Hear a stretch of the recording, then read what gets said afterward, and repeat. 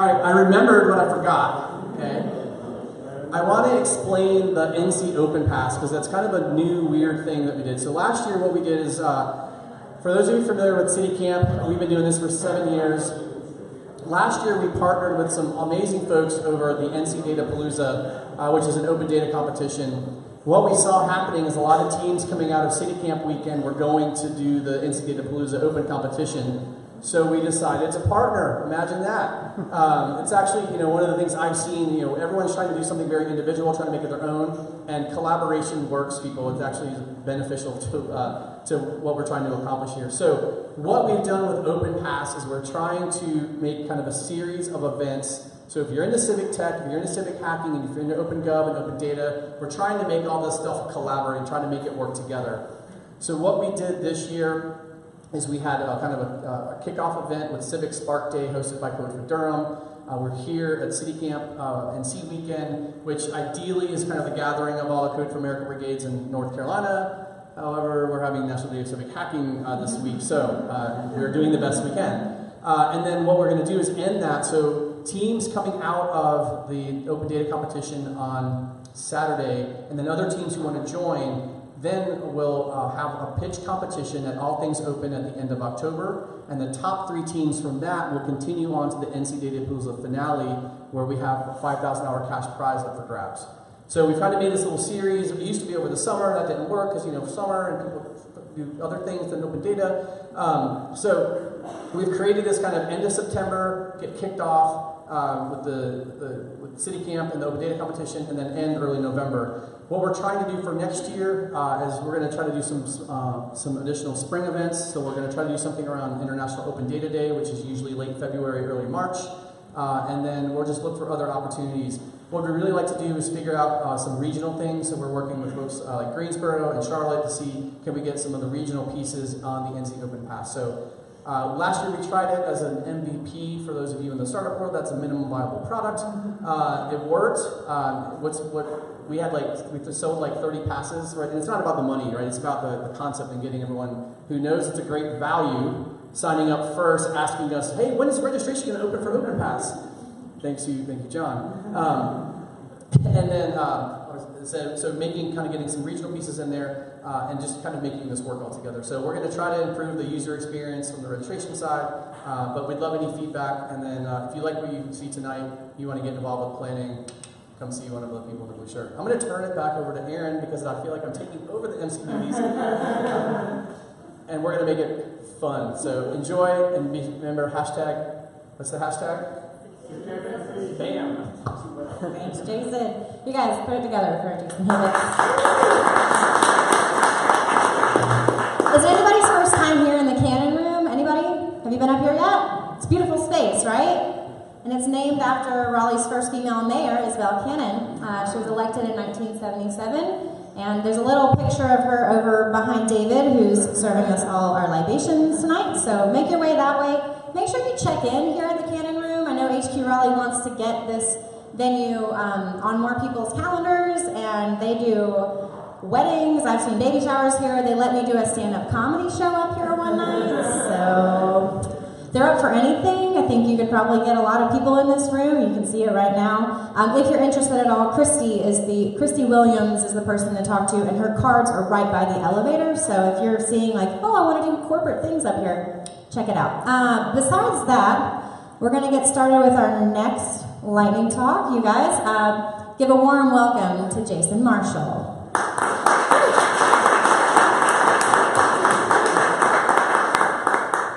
Thank you, Aaron. Hello, Citycamp. Excited to be here this year.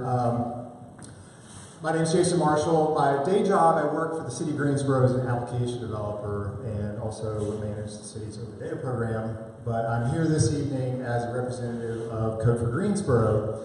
And I'd like to share just a little bit with you about a project that we're working on in collaboration with Code for Asheville. And the project is called the North Carolina Reentry Resources Hub.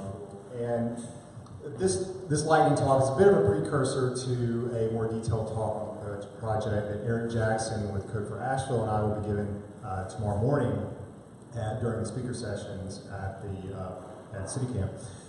And so the project, the North Carolina Reentry Resources Hub, is a website that we're building that is intended to provide a centralized location for valuable resources, curated resources for individuals reentering our communities after a period of incarceration.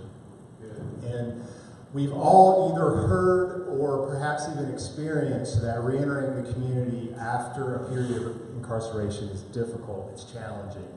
And from what we've seen, there's not a resource like this that exists. And it's not only intended to provide a resource for the individuals that are reentering, but for service providers to utilize to help these individuals connect with other services. And the website will break these services out into various topics such as jobs, education, housing, legal services, healthcare, etc. And to give you a little bit of history on the project, we actually have a live version. Code for Asheville began this project in Buncombe County in partnership with their local community stakeholders, where they collected and curated the information on their local services as well as the state and federal level services. And you can find this site if you go to buncombereentryhub.org. You'll see a template that we're using to rebuild this site and deploy it to all 100 counties in North Carolina. And because of this, we are flying this project under the Code for North Carolina banner.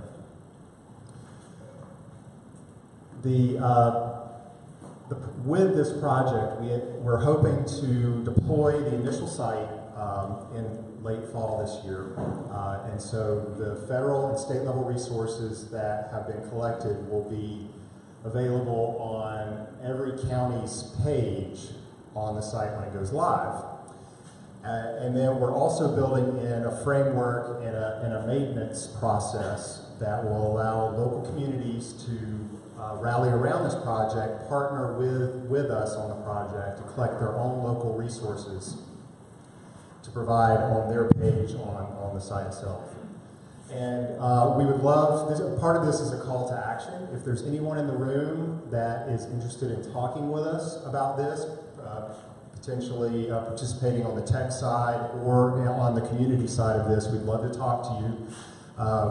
We've already had some interest from Durham County and Wake County, which has been great. So that relationship is beginning to form. You can reach out to us. Our Twitter handles are here, and you can see the GitHub repo is kind of the entry point to learn more about the project and get involved. But please let us know if you'd like to talk more about it. Thank you very much.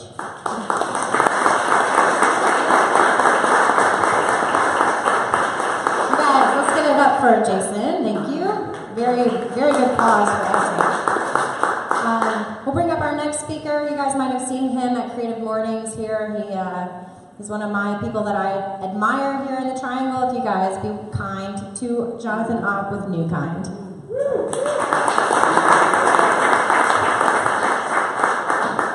Thank you so much, Eric. That was an amazing project, Jason. Creative Mornings is a monthly speaking series and community for creative people. And we believe all people are creative. Our event is held just down the street at Camp Raleigh the last Friday of every month. And with each one of those events, we bring together someone from all different aspects of the community, all different corners of the Triangle, to speak on a creative topic, on a theme that is handed down really from the national organization of Creative Mornings. We are one of 170 chapters around the globe. Our chapter in particular is celebrating our 5-year anniversary tomorrow morning. So it's a moment of serendipity for me to be here and to talk with you all today. Our chapter is all volunteer run. It's a completely free event, and all of what we are able to do is provided by in-kind sponsorships from the community, so we're really proud to be able to do that. In my day job, I am part of a branding and design firm called New Kind. We particularly focus on technology companies, and from my background, I spent over a decade at Red Hat, so we've had the chance to work with a lot of open source technology companies in particular.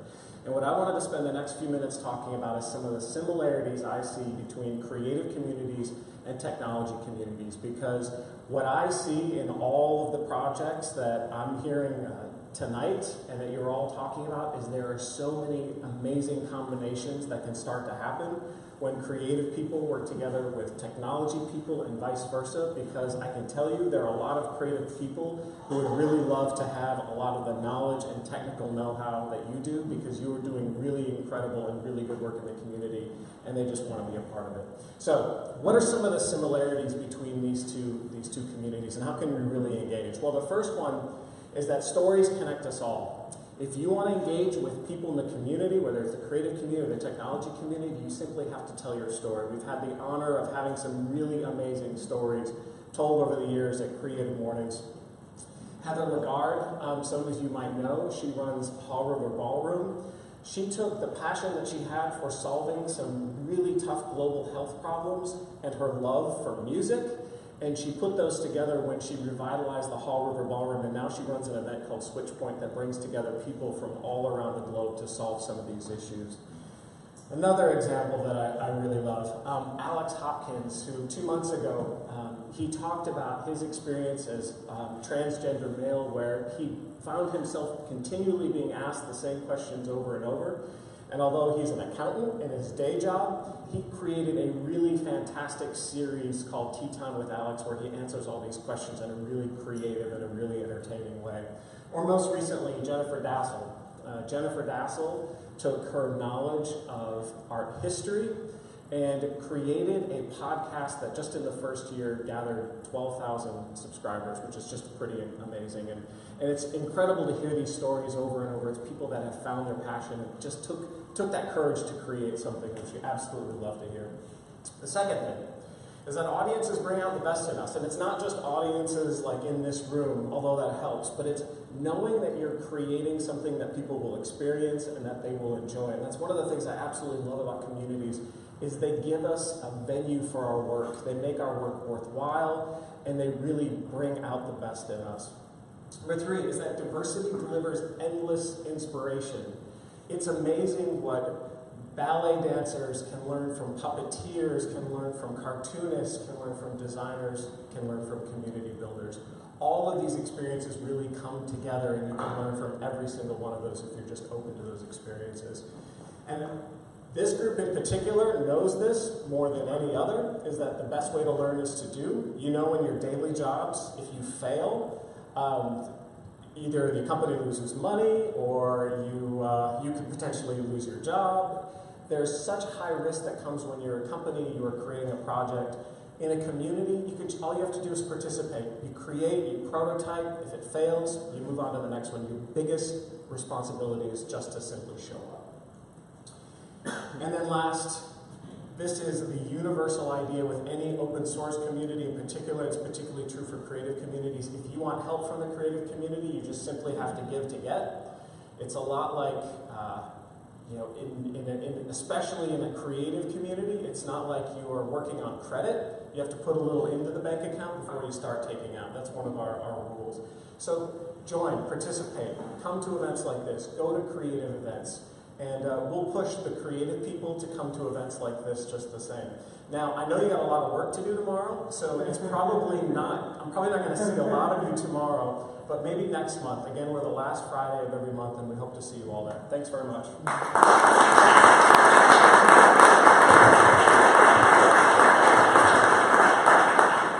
I registered, I'll be there. I'm always down for free coffee. You guys, let's keep it going and give a warm welcome to Sarah Windsor.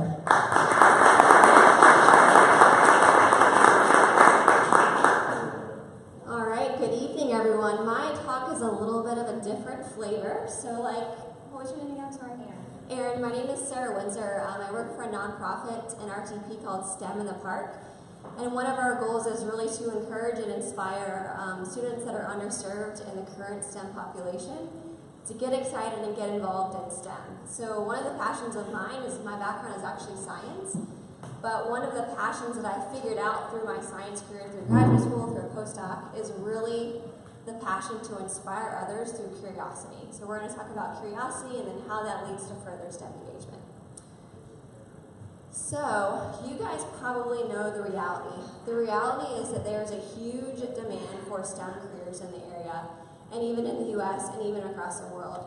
That demand is only going to increase in the future, and if we don't do something about our lack of workforce now, it's only going to get worse. Along with that, there's a lack of diversity, not only gender diversity, but ethnicity diversity and everything in between.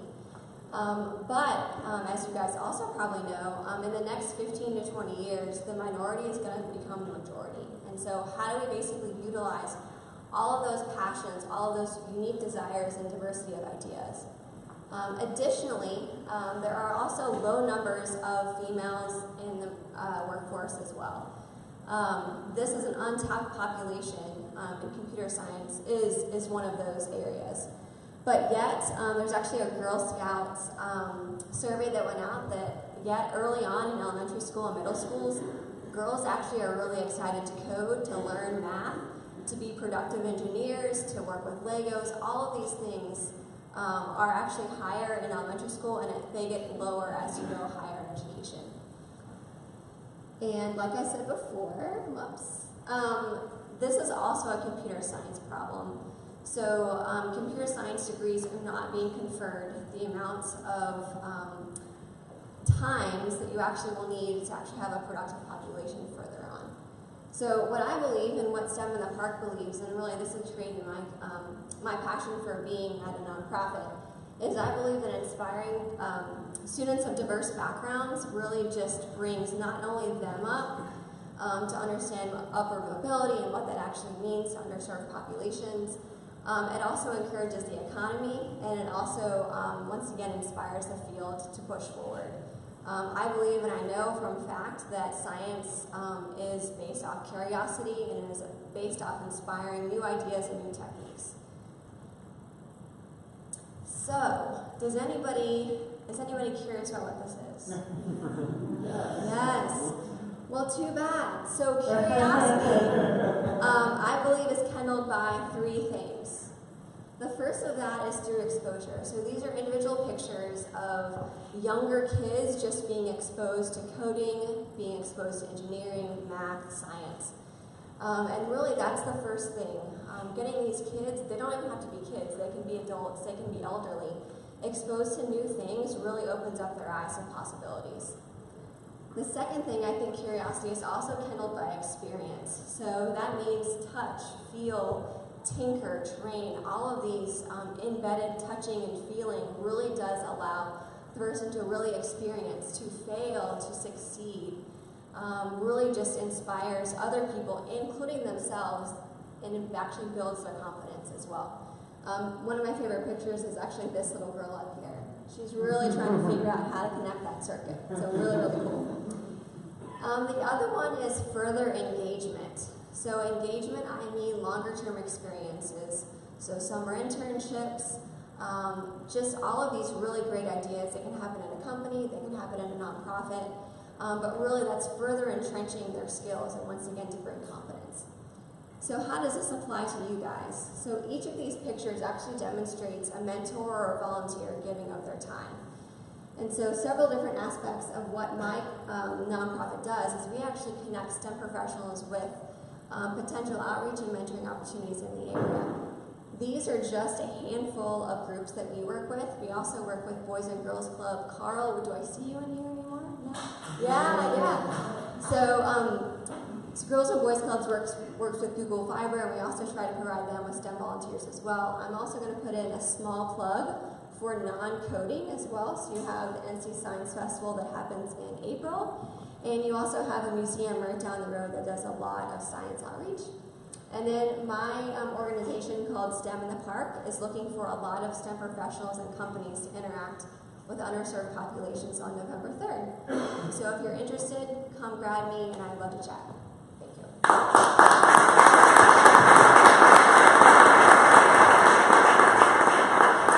Me personally, I'm also looking for a mentor. I'm not done figuring my life out. I keep saying it's just beta mode, so eventually I'll figure something out. We're going to keep it moving. We've got our next lightning talk brought to you by Peter Elbaum.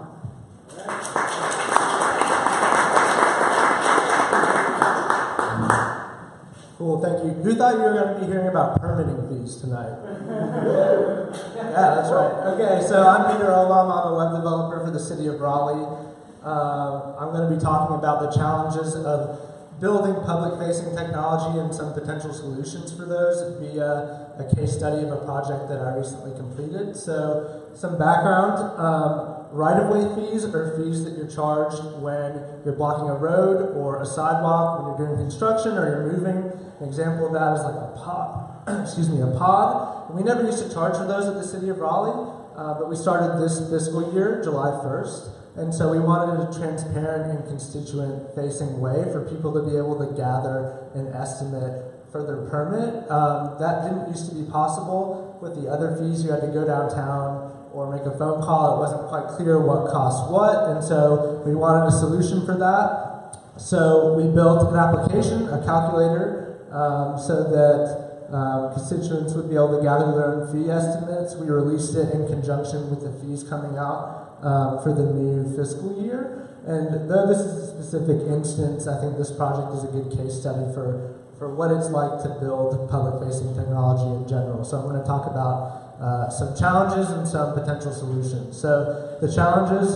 for areas, organizational, project-based, technical, and public-facing. First, organizational. Size. A lot of these public entities are really large. So the city of Raleigh, we have 3,800 employees. If you're not in the organization, and even if you are in the organization, it can be really hard to navigate that, to figure out who the person is that you need to talk to. Along with that, stakeholders, assembling your group of stakeholders can be tough because of the size and also just the nature of the way things are, the big organizations.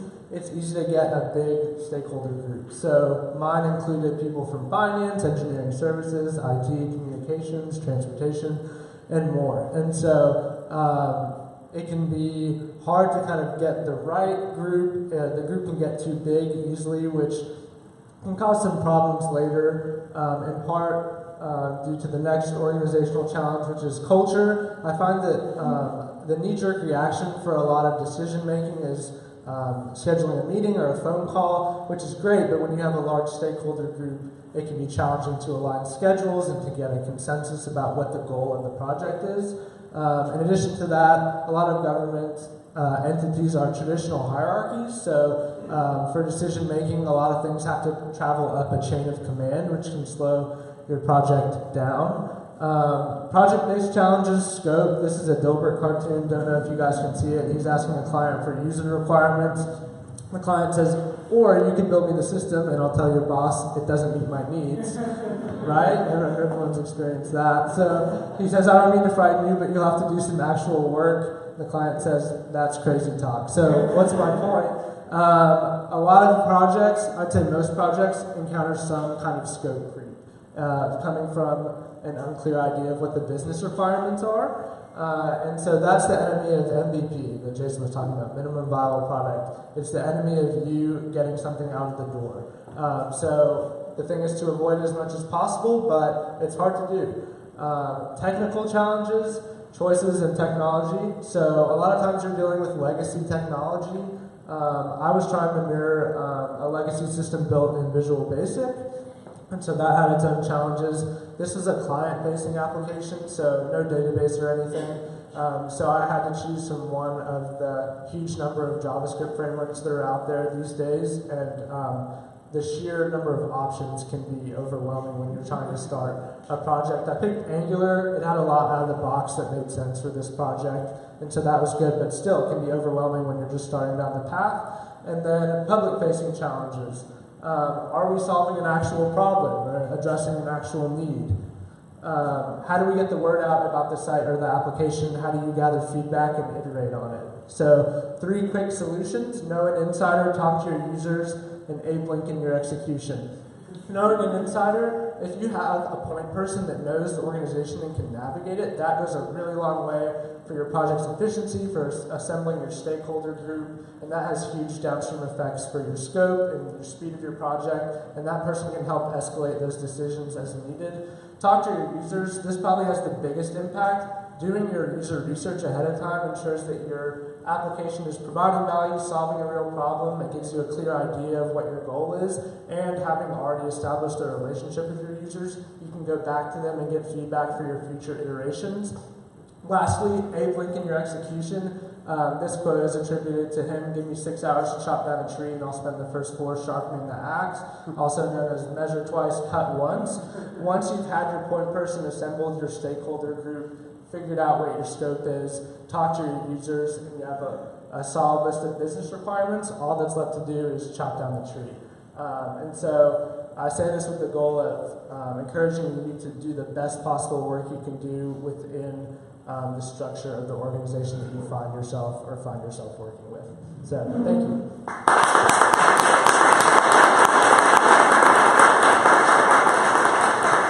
right, we've got Andre Pierce and Bill Scanlon making their way to the front. You guys are sharing 5 minutes? We're sharing. All right, you got 2.5 each, so keep in mind that the scope of the camera is like right here, so you're good.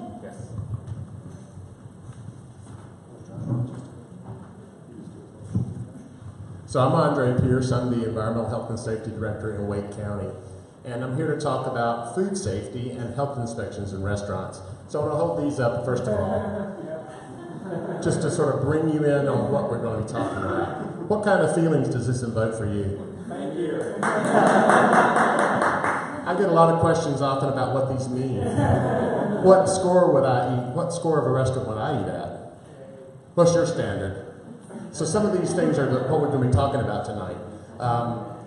It's very ambiguous, and the goal of food safety inspections is not that score. And that's a very difficult thing to communicate to restaurant operators and to the public, because it's a very sexy thing to have an A, B, or C posted, but what difference does it really make? And that's what we're here to talk about. The goal of food safety programs is to reduce risk factors associated with foodborne illness. So we'll go on to what it's about. And this is what it's about. CDC has identified 5 risk factors. These contribute to food safety outbreaks. Improper holding, time and temperature, the pizza's fine, it's been there less than 4 hours. Approved source. Contaminated equipment, it's very easy to spot. Final cook temperatures, disregard the labels. And poor personal hygiene. Those things, any of those 5 contribute to an outbreak. It's not a cracked floor tile or a ceiling tile at all. So what we've done in Wake County to give meaning to the data is we've done a crosswalk of all the violations. So there's 230 or so violations on a sheet in North Carolina. This is also the same across the country. So this is scalable to different jurisdictions. So we have this crosswalk that links these violations to the risk factors. And it would be nice if we could somehow communicate that information in a way to the public and to operators so that they know what they need to work on, so that we can take that information and affect the score, which is not the goal, but is to reduce the risk factors. So now this brings us full circle from last year, because we competed in last year's event.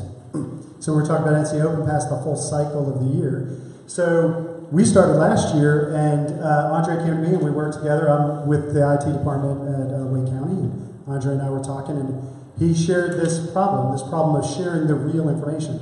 So we pitched last year an app for food inspectors so we can share this information out there and get this information in people's hands. And so there's a couple ways that this information is already shared. We have our own website. Yelp actually takes our open data and shares it through Yelp. But we wanted something else, and we found out that Durham, Code for Durham, had already built something that met half of our user stories. And so we built off of that, and that was called NC Food Inspector. So we built this. We added to NC Food Inspector. If you go to ncfoodinspector.com, you'll see Wake and Durham's data out there, and you'll see now that they start to show icons in addition to the data related to the actual violations. And so now we're trying to integrate that idea that Andre's got of crosswalking the risk factors to the restaurant inspection data. And the team that's formed around this started last year. We built it out. We actually competed in the top 3 for Datapalooza. We came in second. Although they only announced the first one, I'm pretty sure we were second. And so, but we've got a long-term strategy. So this is round 2. This is continuing the growth. We want this to become a platform where we can build this out. We want to bring in Orange County. We want to bring in Guilford County. We want to bring in New Hanover County and Buncombe County. We want their data in there too, so this can truly become NC Food Inspector. And the team can continue to grow the application. We can merge all this open data into these tools, and we have that data available in our data portals. It's a matter of working with the counties, getting that information into their portals, getting this information into the app, and growing the application and the platform that it sits on so that we can be robust and continue to move this out. And so, what's next? I mean, if you're here and you represent a county, we want to know that you're interested. And if you're interested in participating on this team and seeing where this goes, let me know, and I'll make those connections as well. So thank you.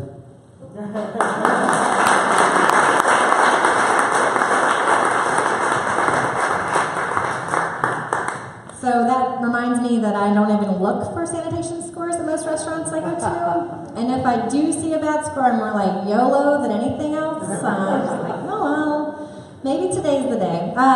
We're going to keep going. We've got our next lightning talk speaker. Y'all put it together for Ben Kittelson. Hi. Thanks, everyone. My name is Ben Kittelson. I'm a senior budget analyst at the City of Durham. And no, I'm not going to talk about our budget. Instead, although I really want to. Instead, I'm going to talk about a project that I think is really cool that I've been working on for the last couple months. And we're really at a point where we're going to start sharing it to the public. So this is Durham City Hall. I'm a local government nerd. There's a lot of great stuff that comes out of this building. There's a lot of great stuff that comes out of our water department, our fire department, the police headquarters. Planning and inspections is in there, technology solutions, human resources. We've got a lot of really cool and innovative things going on in all of our departments. But there's a lot of great stuff going on in our community too. Whether it's HQ Raleigh, where we're in today, American Underground, which is right down the street from us at City Hall. All across the Triangle, there's a lot of really cool, innovative tech companies and startups that are doing fun work and really interesting work, but don't ever interact with their local government or with the City of Durham.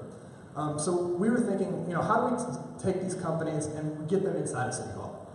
So we did a little work, we looked around, and there are 3 cities across the country that I would say are kind of at the forefront of a lot of innovation work and open data and all sorts of fun stuff. The city of Pittsburgh. I was going to kick that eventually. The city of Pittsburgh, Pennsylvania, Kansas City, Missouri, and then San Francisco. And they all have a program, a partnership program where they partner with local startups and bring them into City Hall to have them test out ideas, have them bring new ideas in, and try out new technologies with the cities. So we looked at that, we talked to these groups, and we figured out what would work in Durham. So we came up with what we're calling Innovate Durham. And it's a way for startups to partner with the city and make us better in our city operations, make us more sustainable, make us more efficient, make us more inclusive. And the way that works is through a 12-week partnership program where startups come in, they test out their technology, their service. We do it for free, so there's no investment on the city, but they get to try out something with a big customer like the City of Durham. So what do we provide? We provide access to our spaces, our workspaces, our buildings, our data, our infrastructure as needed, and then access to staff. And that's really the most valuable because they're going to be partnered with the city champion. Each startup that participates, that'll help them navigate through the city bureaucracy, which has been fun, and that helps them guide what's the best way to test their product. And what do we get? So we get to learn about new technology, we get to try new stuff out, we get to learn about new innovative approaches that we weren't even thinking of. We get to hopefully improve our operations, and then at the end of the day, we really want to provide value to residents. I mean, that's what we're here for, that's why we want to do it, anything at the city, and so that's what we're hoping this program will do. So, the timeline. I'm excited to say we're about to launch into our pilot period. We had an application period in the last month or so. We've been battling with the attorney's office and the risk manager and trying to work through all that to figure out what the test is going to look like. And we're about to launch into, this fall will be our pilot period. So 12 weeks start literally next week, and 4 companies are coming in to test out their service with the City of Durham. So I'm going to share those with you. We haven't announced it yet, so you get a little sneak preview. There are 4 companies, and 3 of them are located in downtown Durham, one's from Raleigh, so we're really excited that they're all local. The first one up is Dro Park, and they do a real-time parking app where you can find parking wherever you go that's open, and that's a big problem in Durham for those of you that have been there. Talented, they do a gamification app around like trainings, so they're going to work with our human resources department to gamify a training and work with employees. Lucid Dream VR is probably the coolest one if I had to pick. They do virtual reality, and they're going to work with our planning department to kind of visualize like an unbuilt space and an unbuilt structure and work with our staff and maybe the community. And the last one is 8 Rivers Networks. They're a really cool company that instead of running fiber to make a connection between building and building, they actually have like some sort of optical beam that works. And so they're going to connect 2 of our city buildings at downtown. And we're really excited about this because it's also partnered with 4 different departments. So we're trying to spread this out around the city, get as many people involved as we can, and really spread that culture of innovation, trying new things, and bringing new ideas in. It's been really fun to try and get this implemented. So the 4 departments are the transportation, obviously, human resources, planning, and then technology solutions, which is our IT. So we're really excited. It's kicking off next week. But what does the future hold? So we're hoping to bring in some other local government institutions, like the county and Durham Public Schools. During the application period, we got a lot of questions about services that those two organizations provide. So we'd love to bring them in and give more opportunities to startups.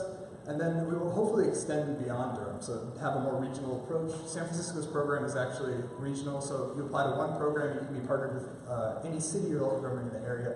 And so we'd love to see if Innovate Durham becomes something like that. So that's it. We're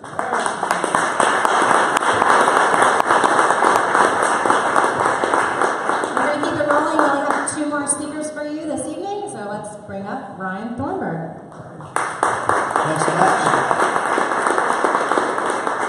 All right, I want to talk with you a little bit about how open data is. I'm the director of the Reese News Lab at the School of Media Journalism at UNC Chapel Hill. And open data is one of the most important things that journalists have to sort of shine light and explain the changing world that we all live in. I want to talk about how that's such an important tool for shining light on our communities, as well as a tool that we can use and journalism organizations should be using to build energy in their communities as well. So if you've been paying any attention, by the way, animated GIFs are a lot better when they're animated. That's just all I know. If you're paying any attention to the news industry in the last 10 years, you know that the revenue has gone off a cliff. In the last 10 years, 1/3 of the people that work in newsrooms across the country have lost their jobs. That's mostly impacting small communities, not so much the New York Times, the Washington Post, and the Wall Street Journal, but communities that we all work in. Advertising revenue, as the audience has gone to digital, most of that advertising revenue has gone to Google and Facebook, and has left local newspapers in the dust. So as this goes off the cliff here, we need Superman to come and save us. And Google and Facebook don't invest in journalism. They don't invest in the kind of accountability stories that we need to understand what's going on in our communities. And that's because journalism is really expensive, especially the kind of journalism that wins Pulitzer Prizes. An investigative news story can cost pretty commonly about $250,000 to run. It can take anywhere between 6 weeks and 18 months to work on a story. And these are the kind of stories that really rely on data and analysis to help see the full context and the full picture of a big problem, not just what's happening at a particular event, something that's sort of more stenographic, but one that really explains trends that are happening in our community. And so you can see that this is, we've got a free writer problem here. Again, also better if it's animated. One of the challenges with journalism is that it's expensive and it's hard to recoup the costs, because we all benefit if a news organization does a journalism piece that shines light on a piece of our community that we wouldn't otherwise know about. We all benefit whether we subscribe to our local newspapers or not, whether we participate in that economic transaction or not. We all benefit from it. So what we have to do is we have to figure out how can we use open data to lower the costs of finding these hard to find hidden stories. So journalists we teach at the school, they need to learn how to interview the data. So from Spotlight here, they're really asking hard questions of this dot over here. And guess what? That's where news is, right? So journalists use data in a little bit different way than most people do. We look for the place where the world doesn't behave like we expect it to, because that's news. So what we're looking at doing is taking open data and building tools that can help journalists make this process easier, especially for reporters that don't have a lot of experience doing data analysis. Now, knowing about a problem in your community doesn't do you any good if you don't have a solution for it, right? So one of the challenges is that we're informing communities, we also have to give them solutions on how to build it. At Reese News Lab, one of the things that we're looking at is how data fits at the bottom of the platform stack as we're building new tools and applications for data. So data is really important. On top of that, we want to figure out how do we build products, how do we build a technology infrastructure so our users can innovate with data and they can play with it, and build a community on top of it. So we teach students how to build and have a product mindset with news and information, not just to tell a story with it and to shine light in dark places, but how do we build products that first and foremost put the needs of the customer at the front. So we want to really understand what the needs are, and then define a really good problem, and then prototype, really quickly start building things. So what are some types of things that we do? Oh, I'm sorry, and then this process of sort of design thinking really fits nicely with the Sunlight Foundation and what they're doing. Good plug.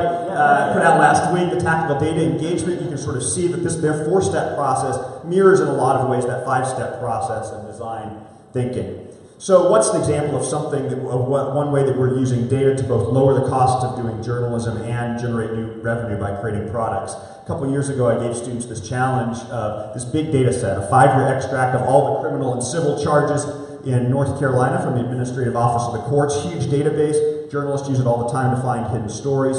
But what would an end user, what product could you develop? What problem could you solve with this? They come up with an idea of like, well, maybe if I had an app that if I got pulled over somewhere, I could see like what the outcome might be of if I got pulled over doing this thing in this instance, right? And help consumers make decisions as they were facing some law enforcement issue here. So they began to prototype and we started showing that around.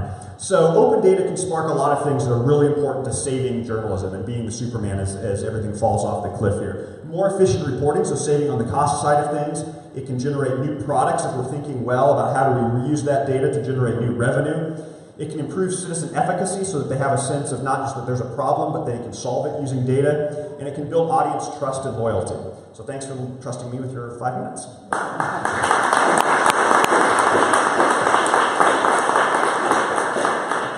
We have just one more speaker. I would encourage you, just like I say at my stand-up shows, they're all real people. They're going to be around here after this is over. Feel free to introduce yourself. Connections are what life is all about, and it makes all of our projects go a lot further than we could have imagined when we work together and share our stories and, you know, network. Wink, wink. Okay, we're going to bring up our last speaker for the evening, someone who I've already enjoyed spending time talking to. Y'all put it together for Melissa Kennedy. I guess that makes me the closer. I'm between you and the rest of that beer. So let's get started. Oh, there's my picture.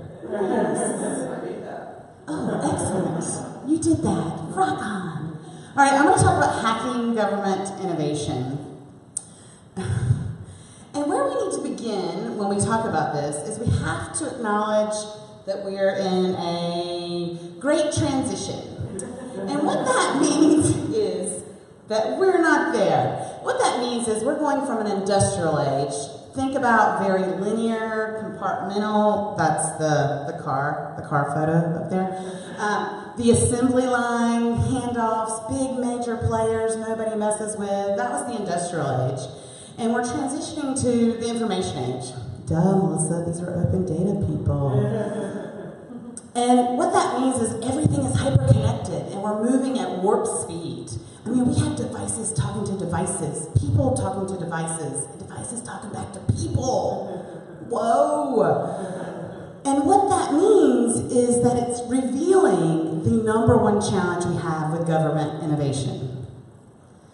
It's trapped in a silo.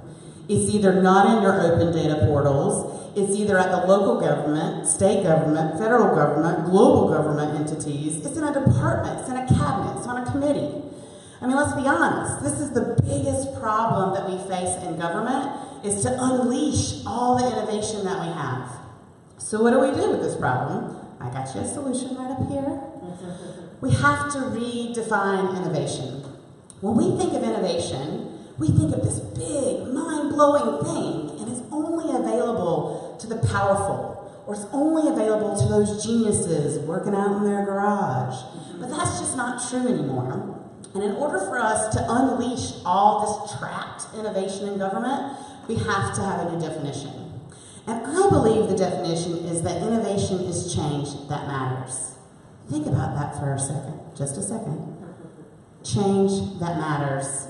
Think that if we believe that this is what innovation is, every single person in this room, every single citizen in this globe can actually innovate, and we can all embrace and be innovators and unleash that trapped, siloed innovation.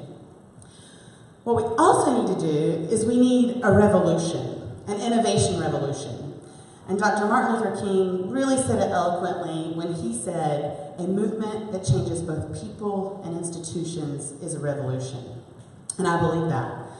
Well, I'm going to tell you what I'm doing and what my part is. So I've come up with a method called Smart Speed. And what it does is it allows teams to go from idea to an executive approved plan in 48 hours. There is no time for bureaucracy or politics in this process. And if it looks familiar from some of the talks we had earlier, or from your own experience in design thinking and other things that you've been exposed to, it is. It's a big old mashup. It takes things like strategic planning that's very traditional and people are comfortable with it. It mashes it up with lean startup thinking, design thinking, and then we close it out with a lot of accountability and follow-up in a 30, 60, 90-day sprint. Very similar to how those folks at Google do it. And I've worked with pretty complex, large organizations. I've worked with companies like Cisco and Arby's, and I always say, from routers to roast beef, it works. We've driven over $1 billion of revenue in less than 2 years, and this same process can apply for government. I mean, I started my career in government, and I believe wholeheartedly for us to unleash that innovation, we got to come up with a process where we all are held accountable and we're all allowed to do amazing things. So that's what I'm doing. Let me tell you what you're going to do. You have some responsibility. You absolutely have to transform. If you are a manager, an executive, or a leader, you have to become a leadovator. Pro tip, when you write your own book, you can make up your own words. I define a leadovator as a 21st century leader that delivers consistent innovation at speed. And the only way that someone can be a leadovator successfully in this new information age is if they take advantage of all their resources, and in particular, the human resources. And that's when all of you employees are coming into play here. You don't get to sit on the sidelines. You have to transform too. You have to go from being an employee to an entrepreneur with an I, and that's an entrepreneur on the inside. You have to stop thinking that you're working for someone and start thinking that you're working towards something greater than you are, something that will serve your citizens and something that will absolutely change the world. So this is my invitation. Welcome to the Innovation Revolution. Let's do this. Thank you.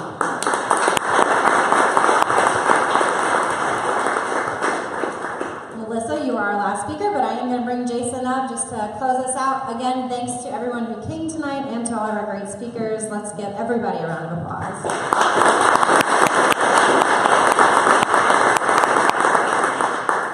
And thank you, Aaron, for taking care of our MC duties.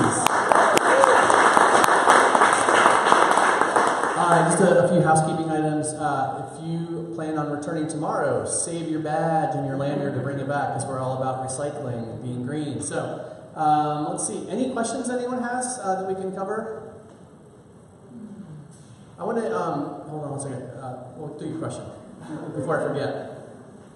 Tomorrow we're going to be another. Yes, that's what exactly. So tomorrow, if you come here, you will probably be recruited by a startup to work for them for free and or low stock options. So we're going to be at Nash Hall, which is at Church on Morgan, which is in the corner of Newbern Avenue and Blunt. Thank you, King. Morgan and Blunt. It's on the website. We've got you like the address and everything, so we have an email coming out that's going to tell you where it's at. For those of you that are new that have not done the unconference before, I describe it as organized chaos. Okay. Believe me, if you go through the process, you will be amazed. Just trust us, it's going to work. What's going to happen is tomorrow morning we're going to have a couple of talks to further the inspiration that you've had tonight. So we've got a Smart Cities panel that includes both public and private sector panelists. And then we're going to have our keynote by Steven right here. We're going to geek out on like open data and economic development. I can't wait. I'm so excited. I saw the slides today. They're awesome. You got the slides in on time too, so we're on a roll in 2017. Must be something in the government. Bad joke. So we're going to do that, and then after the keynote, we're going to do our unconference pitches, meaning anyone in attendance can get up. You have 60 seconds or less to say, "Hi, my name is Jason, and I want to talk about open data applied to local parks," or whatever topic you care or you're passionate about. I think Bill and his team are going to get up and talk about the Parks Challenge and a couple other challenges that we have. So this is your opportunity to get up in front of the crowd and pitch a session. What we've done is we've reserved the entire afternoon for all of you to get together to talk about whatever you care about. Right? We'll have 4 different sessions starting at 1 o'clock. And the biggest thing that I hear from first-timers is, I wish I would have pitched blah. Right? So I'm telling you now, I'm going to tell you again tomorrow morning. It's a really great time. We'll have probably about 20 different sessions. And the best part about the Unconference is it's designed by you. So we, as planners and organizers, arrange the time and the space and some good lunch. I think we're having the taco bar tomorrow. Is that accurate? Taco bar? Yes. I love the taco bar. It's so awesome. So while you guys are having taco bar, me and a couple other folks will be running around trying to figure out all the votes in the schedule. So we can hang out here for another hour or so. We've got, how much pizza do we have? It's under 4 hours, so we're good. We're still in the A zone. We've got pizza, we've got beer. Enjoy, network. If you have questions, find someone in a blue shirt. We're happy to help out. Thanks for coming out tonight. Have a great time, and we'll see you tomorrow morning.